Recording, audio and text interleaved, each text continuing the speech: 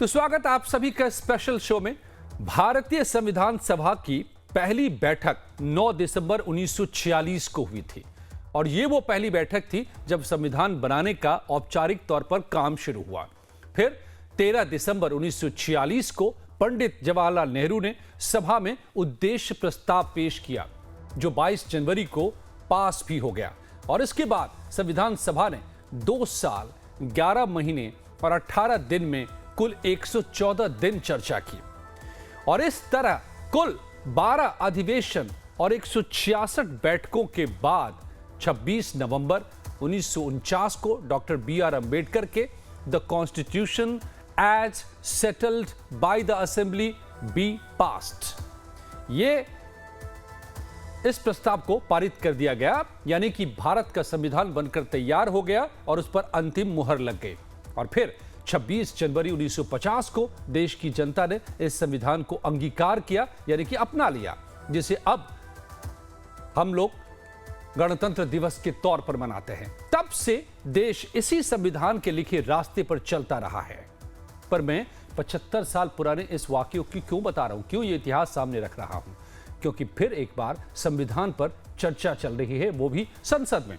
असल में पिछले 1 साल से देश की राजनीति में बहस छिड़ी हुई है कि यह संविधान खतरे में है। संविधान पर खतरा इतना बड़ा मंडरा रहा है कि विपक्ष ने 2024 का लोकसभा चुनाव ही इसी मुद्दे पर लड़ लिया। चुनाव नतीजों में विपक्ष को पिछले चुनाव से ज्यादा सीटें मिली, जिसने विपक्ष को यह बताने का मौका दिया कि दरअसल जो खतरे वाली बात है उस पर जनता ने भी मुहर लगा दी है और तब से विपक्ष इस मुद्दे को थामे हुए है। होते होते बात संसद में संविधान पर बहस तक पहुंची और लोकसभा में आज से संविधान पर सबसे बड़ी बहस की शुरुआत हुई।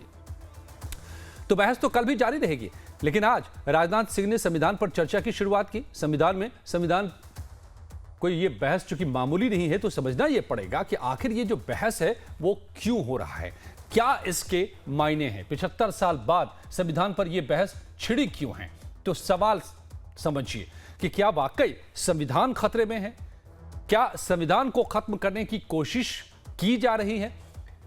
क्या संविधान के बहाने दरअसल सियासत साधने की कोशिश हो रही है?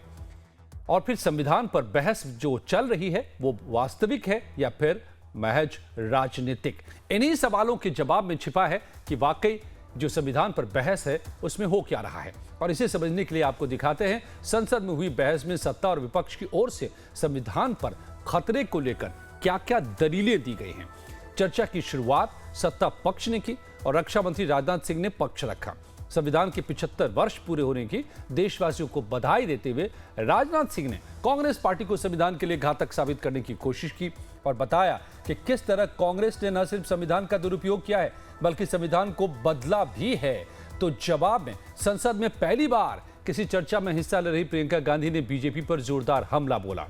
चूंकि प्रियंका पहली बार सांसद बनी है और पहली बार किसी गंभीर संसदीय चर्चा में बोलने उठी, तो सबकी नजर भी उन पर थी और प्रियंका गांधी भी पूरे तेवर में नजर आई। प्रियंका ने बीजेपी पर लोगों को डराने और संविधान को बदलने की कोशिश करने के भी आरोप लगाए और कहा कि यह पूछना छोड़िए कि नेहरू जी ने क्या किया, देश को बताइए कि आपने क्या किया। तो मैं आपको एक एक कर राजनाथ और प्रियंका की वार पलटवार दिखाऊंगा, एसपी अध्यक्ष अखिलेश को भी सुनवाऊंगा, ताकि आप तय कर सकें कि संसद में संविधान पर बहस कितना जरूरी है या फिर कितना सियासी है।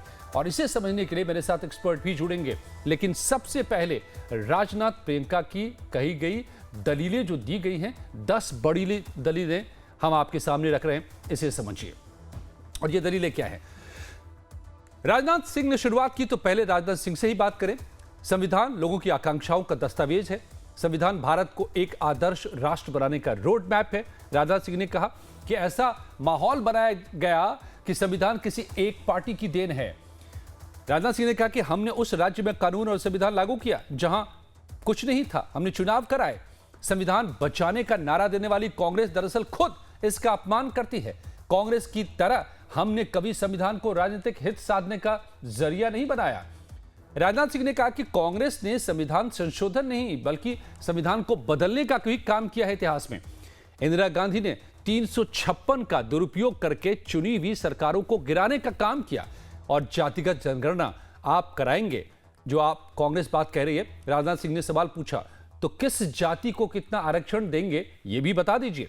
और कांग्रेस नेता विदेश जाकर कुछ भी कहते हैं, परिपक्व विपक्ष की भूमिका निभाना सीखे कांग्रेस के नेता। ये तमाम बातें राजनाथ सिंह की तरफ से आई। तो फिर जवाब देने प्रियंका गांधी खड़ी हुई और फिर जो 10 बड़ी दलील दी प्रियंका गांधी ने उसे भी समझिए। प्रियंका गांधी ने कहा कि हमारा संविधान इंसाफ, उम्मीद, अभिव्यक्ति और आकांक्षा की ज्योत है। संविधान आवाज उठाने की और सत्ता को झुकाने की क्षमता देता है। संविधान न्याय, एकता और अभिव्यक्ति की आजादी का कवच है। फिर आरोप लगाया प्रियंका ने बीजेपी पर कि सत्ता पक्ष ने 10 साल में इस कवच को तोड़ने की कोशिश की है। लोकसभा में ये नतीजे नहीं आते तो ये यानी कि बीजेपी संविधान बदलने का काम शुरू कर देते। आजादी और देश निर्माता के नाम नहीं मिटाए जा सकते। प्रियंका ने कहा कि नारी शक्ति अधिनियम लागू क्यों नहीं किया जा रहा है। प्रियंका ने यह भी कहा कि नेहरू ने क्या किया उसे छोड़िए, देश को बताइए कि आप क्या कर रहे हैं। प्रियंका गांधी ने फिर एक बार बैलेट और ईवीएम का मुद्दा भी उठा दिया। कहा कि बैलेट पर चुनाव कर लीजिए, दूध का दूध, पानी का पानी हो जाएगा। और कहा कि पीएम संविधान को माथे से लगाते हैं लेकिन संभल, हाथरस, मणिपुर पर चेहरे पर शिकन तक नहीं आती। तो ये तो 10-10 बड़ी बातें दोनों की थी जो वार पलटवार चला सत्ता पक्ष और विपक्ष के बीच में। और अब आपको दिखाते हैं कि संसद की बहस में किस मुद्दे पर एक तरह से राजनाथ सिंह और प्रियंका गांधी का वार पलटवार हुआ, जुबानी जंग हुई। संविधान पर चर्चा के दौरान रक्षा मंत्री राजनाथ सिंह ने इमरजेंसी को लेकर कांग्रेस को घेरा तो जवाब में प्रियंका ने कहा कि सत्ता पक्ष को भी इस दौर से सीख लेनी चाहिए। सुनिए। अध्यक्ष महोदय, साल 1975 में हुए 38वें 30th संविधान संशोधन से आपातकाल यानी इमरजेंसी लगाने के निर्णय को नॉन जस्टिशिएबल बनाने की कोशिश की गई। इलेक्शन लॉ अमेंडमेंट बिल लाया गया जिसका एकमात्र उद्देश्य उन सभी इलेक्टोरल मैल प्रैक्टिसेस को ह्यूमिलिटी देना था जिसके कारण श्रीमती इंदिरा गांधी के चुनाव को चुनौती दी गई। कल्पना कर सकते हैं। राजनीतिक न्याय की जब बात होती है, मेरे सत्ता पक्ष के साथी आज खड़े हुए और तमाम गिनती करने लग गए कि ऐसा हुआ वैसा हुआ 1975 में जो हुआ, तो सीख लीजिए ना, आप भी सीख लीजिए। आप भी अपनी गलतियों के लिए माफी मांग लीजिए। आप भी बैलेट पे चुनाव कर लीजिए। आप भी बैलेट पे चुनाव कर लीजिए। दूध का दूध, पानी का पानी हो जाएगा। में एक बड़े हमले जो एक दूसरे पर हुए हैं वो हम आपको सुनाते भी जाएंगे और मेरे साथ बेहद खास मेहमान भी जुड़ गए हैं। उनके जरिए इस चर्चा का जो मूल सवाल है कि क्या संविधान खतरे में है, जिसको लेकर ये बहस हो रही है, उस पर बात भी समझेंगे। बीजी कोलसे पाटिल साहब मेरे साथ जुड़ गए हैं जो बॉम्बे हाईकोर्ट के पूर्व न्यायाधीश हैं। पाटिल साहब, आपका बहुत बहुत हार्दिक स्वागत है लाइव टाइम्स पर। पाटिल साहब, जो संसद में चर्चा बहस एक बार चली है 75 साल बाद, कभी इस संविधान को बनाने को लेकर चर्चा हुई थी, अब इस संविधान के अस्तित्व को लेकर के सवाल पूछे जा रहे हैं कि क्या ये खतरे में है। और इसको लेकर जो पहला आरोप और प्रत्यारोप हुआ है, हमने सुनाया, वो जिक्र हुआ इमरजेंसी का। आपको क्या लगता है कि तब संविधान खतरे में था या फिर जैसे प्रियंका कह रहे हैं कि आज भी सरकार को सबक लेने की जरूरत है क्योंकि आज खतरे में है? क्या वाकई संविधान खतरे में है?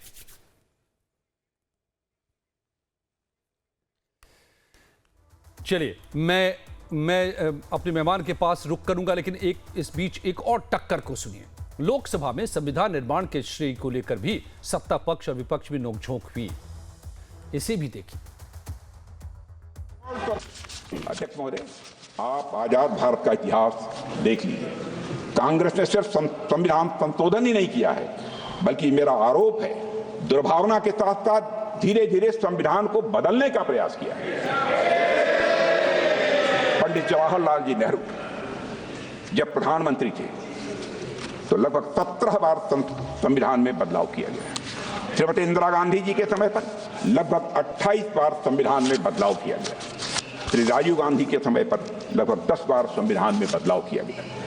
मनमोहन सिंह जी के समय लगभग 7 बार संविधान में बदलाव किया गया। कांग्रेस सरकारों द्वारा किए गए अधिकांश संवैधानिक संशोधन या तो विरोधियों और आलोचकों को चुप कराने के लिए किए गए या तो गलत नीतियों को लागू करने के लिए किए गए थे। अध्यक्ष महोदय, आज संसद में बैठे हुए सत्ता पक्ष के मेरे साथी ज्यादा से ज्यादा अतीत की बातें करते हैं। 1921 में क्या हुआ, कब हुआ, नेहरू जी ने क्या किया। अरे वर्तमान की बात करिए, देश को बताइए आप क्या कर रहे हैं, आपकी जिम्मेदारी क्या है। कि सारी जिम्मेदारी जवाहरलाल नेहरू की है। टक्कर होती रही और इसलिए हम कह रहे हैं कि संविधान पर सबसे बड़ी बहस छिड़ी हुई है। तो वाकई ये सब वास्तविक है, यानी कि खतरा वास्तविक है, या फिर ये महज सियासत है। मेरे साथ खास मेहमान भी जुड़ रहे हैं, उनसे भी समझेंगे। हाई कोर्ट के पूर्व न्यायाधीश कुछ ही पलों में बने रहिए हमारे साथ। जी हां, तो लोकसभा में सबसे बड़ी बहस संसद पर जो आज दिन भर चली, उसमें राजनाथ सिंह ने बिना नाम लिए राहुल गांधी पर भी निशाना साधा। कहा कि विपक्ष के कई नेता संविधान की प्रति अपनी जेब में रखकर घूमते हैं। असल में उन्होंने बचपन से यही सीखा है। राजनाथ सिंह के इस बयान पर प्रियंका ने पलटवार किया और मणिपुर की याद दिला दी। कैसे, सुनिए। महोदय, आज मैं देखता हूं कि विपक्ष के कई नेता संविधान की प्रति अपनी जेब में रखकर घूमते हैं। असल में उन्होंने बचपन से ही यही सीखा है। उन्होंने पीढ़ियों से अपने परिवार में संविधान को जेब में ही रखे थे।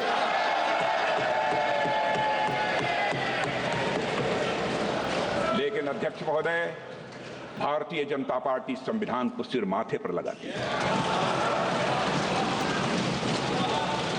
हमारा कमिटमेंट जहां भाईचारा और अपनापन होता था, जहां हमारे संविधान ने एकता का सुरक्षा कवच दिया था, वहां शक और घृणा के बीज बोए जा रहे हैं।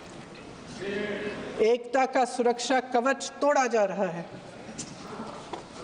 प्रधानमंत्री जी यहां सदन में संविधान की किताब को यूं माथे से लगाते हैं, लेकिन संभल में, हाथरस में, मणिपुर में जब न्याय की गुहार आती है, उठती है, तो उनके माथे पे शिकन तक नहीं आता।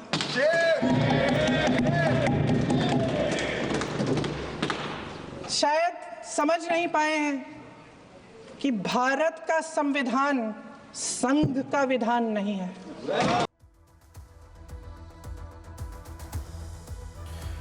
बीजी कोत्से पाटिल, बॉम्बे हाईकोर्ट के पूर्व न्यायाधीश मेरे साथ जुड़े हुए हैं। सर, आपका बहुत बहुत स्वागत है लाइव टाइम्स पर।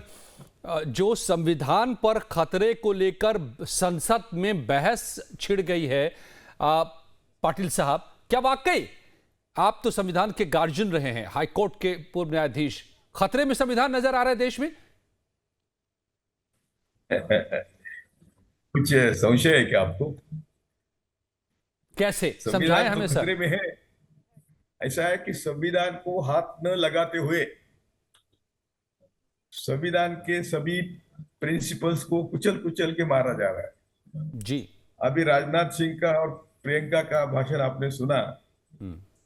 जो राजनाथ सिंह ने कहा कि संविधान के बनाने में मुखर्जी थे। मुखर्जी का 1942 का इतिहास आपको मालूम है क्या? मुखर्जी ने ब्रिटिशों को लिखा था कि स्वतंत्रता आंदोलन हम कुचल देंगे, आप हमारे पीछे रहो। और जो अभी थोड़ा संविधान का इतिहास हम समझेंगे तो डॉक्टर बाबा साहब अम्बेडकर ने खुद कहा कि सिर्फ कांग्रेस ने संविधान समिति में शिस्त लगाई और उनके खुद कांग्रेस के बजाय कांग्रेस के सिवा में काम ही नहीं कर सकता था।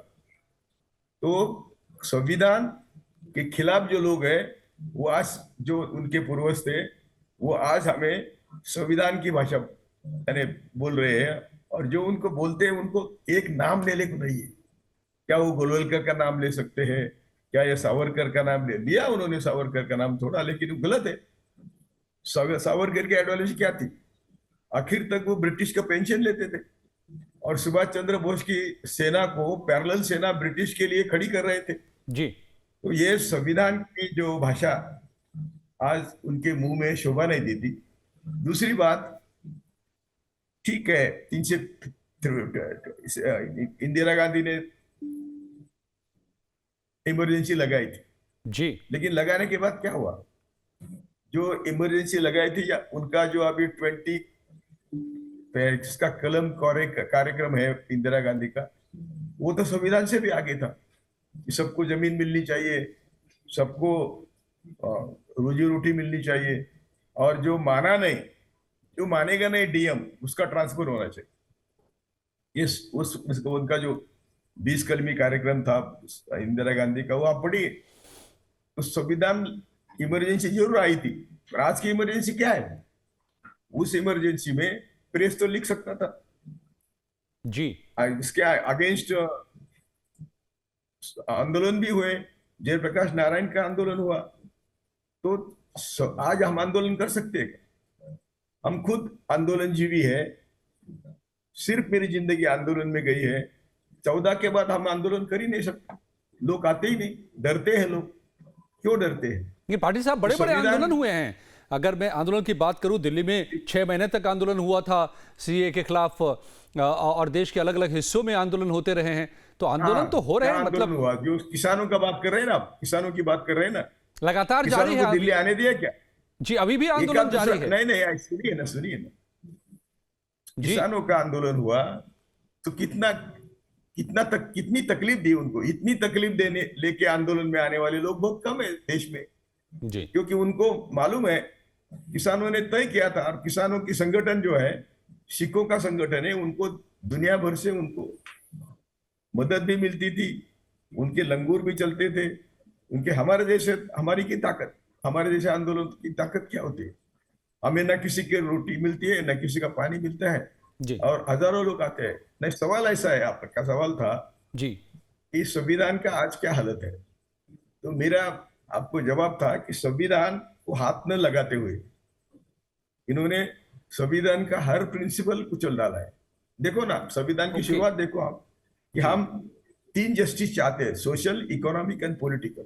जी। सामाजिक, आर्थिक और राजकीय न्याय हम चाहते हैं। क्या हुआ राजकीय न्याय का? सब तो जब कितने राज इन्होंने पैसे के बलबूते। हमारा महाराष्ट्र की क्या हालत है? पार्टी तोड़ी, घराने तोड़े, पैसे के बलबूते पर सरकार गिराई, कहाँ उनको लेके गए, गुजरात लेके गए, फिर आसाम लेके गए हम एमएलएस को। और सुप्रीम कोर्ट ने कहा कि सब गलत हुआ, तो भी सुप्रीम कोर्ट ने क्या किया? कुछ उनको हाथ लगाया? यदि सुप्रीम कोर्ट समय पर डिसीजन देता तो आज जो हमारी ये सत्ता है फडणवीस की नहीं आती, क्योंकि वो सब बात हो जाते हैं एमएलए। तो पाटिल साहब, हुआ नहीं। जी, जो बहस में आज आरोप प्रत्यारोप हुए, अगर वहां लौटे हम, तो आज राजनाथ सिंह साहब ने यह भी आरोप लगाया कि कांग्रेस की सरकार ने 356 का दुरुपयोग किया, कांग्रेस की सरकारों ने संविधान को बदला, संशोधन नहीं बल्कि बदलने का काम किया। क्या बदला? संविधान बदला क्या? बोलो ना। जो ऐसा ये उन्होंने साफ नहीं किया है, जो लेकिन अक्सर जो बीजेपी आरोप लगाती है कि 2 शब्द जोड़े गए प्रियम्बल में, जो दरअसल जिसका प्रावधान जोड़ने का था ही नहीं, जो हम सोशलिस्ट और पंथ निरपेक्ष शब्द जो जोड़े गए। मालूम है आप क्या बोलने वाले, मालूम है मुझे। मैं उनके आरोप कह रहा हूं सर, आपसे समझना चाहता हूं। What is the meaning of republic India? जी। What is the meaning of democracy? Democracy का मतलब है सब बराबरी के होते हैं।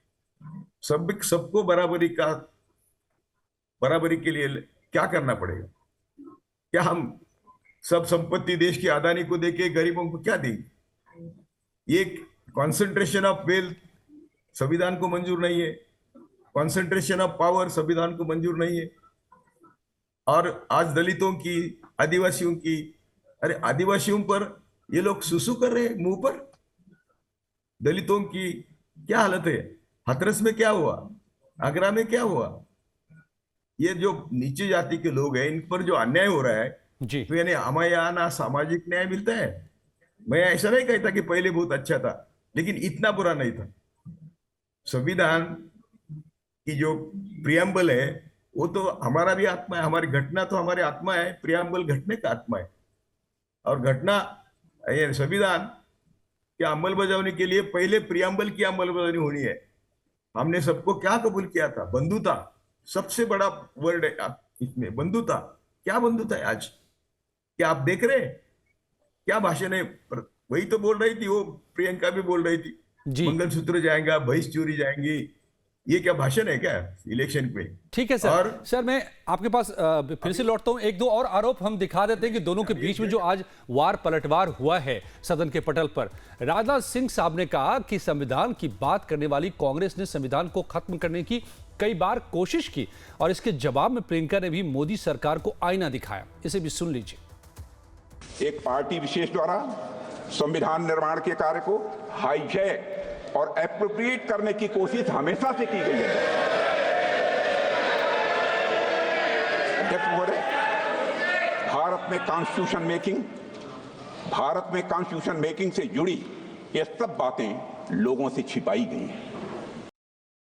सत्ता पक्ष के साथी जो बहुत बड़ी बड़ी बातें करते हैं, इन्होंने इन 10 सालों में ये सुरक्षा कवच, सत्ता पक्ष के मेरे साथियों ने ये सुरक्षा कवच तोड़ने का पूरा प्रयास किया है। और संविधान पर चर्चा के दौरान राहुल गांधी के मोहब्बत की दुकान वाले जुमले का भी जिक्र आया। राजनाथ सिंह ने इसे लेकर के तंज भी किया, तो बहन प्रियंका ने उतनी ही जोरदार तरीके से राजनाथ सिंह को जवाब भी दिया। तो तमाम इस तरह के बहसों का दौर जारी रहा। लेकिन मेरे साथ बीजी कोच से पाटिल साहब जुड़े हुए, बॉम्बे हाईकोर्ट के पूर्व न्यायाधीश हैं, और उनसे मैं समझ रहा हूं कि क्या वाकई संविधान खतरे में है या कब कितना खतरे में रहा। पाटिल साहब, जो आप कह रहे हैं उससे समझ में आ रहा है कि आपको लग रहा है कि इस वक्त संविधान का पालन नहीं हो रहा है, या फिर इस पर वाकई वो खतरा है जिस सेंस के साथ पार्लियामेंट में इस डिबेट को लाया गया है। तो फिर क्या लग रहा है आपको कि न्यायपालिका के तो कस्टोडियन है इसका, रूल ऑफ लॉ का, कॉन्स्टिट्यूशन का, तो सवाल फिर न्यायपालिका पर भी उठेंगे कि फिर न्यायपालिका कर क्या रहा है? What is the meaning of rule of law? Or do you know the history of constitution? A bit, sir, but not as much as you. Of course not. Ambedkar ने तो क्लियर कट कहा कि कांग्रेस के वजह से मैं घटना बना सका जी, और नेहरू के डिसिप्लिन के कारण ही हम काम कर सके। और किसी ने श्रेय नहीं लिया कॉन्स्टिट्यूशन का। वो बोलते कि 280 मेंबर्स थे, सबका कंट्रीब्यूशन है। खुद अंबेडकर बोलते हैं 25 नवंबर 1949 को कि मेरा एक अकेले का श्रेय नहीं है, सबका श्रेय है। यानी ये इतने बड़े लोग थे, सबने बोला कि अंबेडकर का श्रेय है, तो भी अंबेडकर ने बोला नहीं, हम सबका श्रेय। तो इतने बड़े लोग थे। वोटिंग का राइट किसको देना, इसके ऊपर डिबेट हुआ। और ये संघ वाले कहते थे जिसका जमीन का दाखला है, 712 एक्सट्रैक्ट है, जो ग्रेजुएट है, उनको ही वोटिंग का राइट देना चाहिए था। नेहरू ने और अंबेडकर ने बोला कि ये गांव की ये सीमा से उस सीमा तक जो भी रहता है उसको वोटिंग का अधिकार मिलना चाहिए। तो ये मतदान यादी कैसी बनाई? मतदार यादी उस समय पढ़े लिखे लोग नहीं थे, तो गांव जाते थे लोग।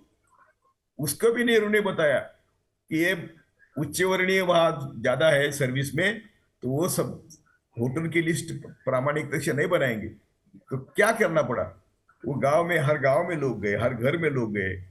जहां आपकी आपत्ति आई थी, नदी को बाढ़ आई थी, तब आपकी उम्र क्या थी? उम्र निकालना मुश्किल था जी।